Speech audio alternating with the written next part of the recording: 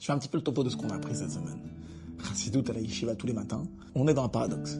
Je parle de jugement aujourd'hui. Il y a un paradoxe intéressant. C'est le regard des autres et mon regard. Quelqu'un qui, sa parnassa, lui amène à être dans des circonstances un petit peu compliquées. Où il a son cœur qui voit toutes sortes de choses. Et il a différentes passions. C'est pour ça que c'est compliqué de juger. Parce que toi, ta parnassa peut-être, elle n'est pas peut-être dans ce même contexte. Toi, tu vois pas les choses que lui, il voit. T'es pas dans les mêmes circonstances. Donc pourquoi juger autrui alors que lui, il n'a pas le même parcours que toi et il n'est pas dans le même contexte que toi. Donc, qu'est-ce que ça veut dire? Ne juge pas ton ami jusqu'à ce que tu arrives à sa place. Sa place, ça veut dire c'est le contexte où il se trouve. Le contexte de Parnassa où il se trouve. Peut-être parce que sa Parnassa, elle est dans le marché, il voit différentes choses. C'est pour ça que ça lui a amené à faire des choses qu'il fallait pas faire. Moi, je suis pas dans le même contexte.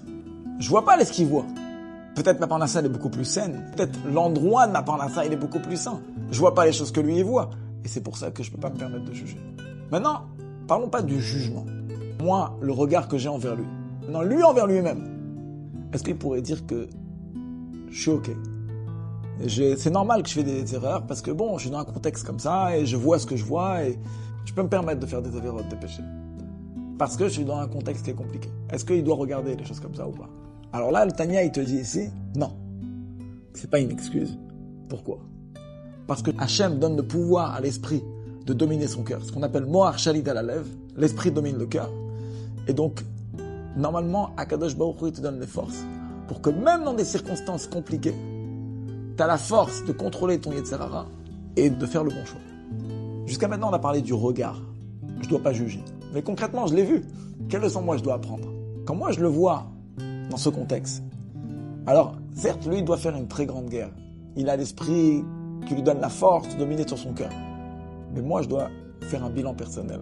Est-ce que moi, je mène la même guerre dans mon contexte à moi que lui? C'est qu'Akadosh Baruch Hu, il donne la force à chacun de pouvoir surmonter ses épreuves.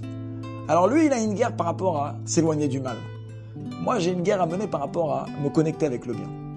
Ça veut dire, est-ce que dans la prière, je vais essayer d'investir dans la kavana? Est-ce que dans la tzedaka, je vais essayer de me dépasser?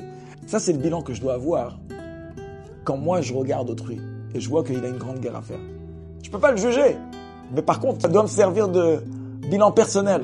Que moi, je dois me poser une question. Est-ce que je mène cette guerre dans le contexte où moi, je me trouve? Qu'on puisse toujours faire le bon choix. Shabbat Shalom. Ashiachna.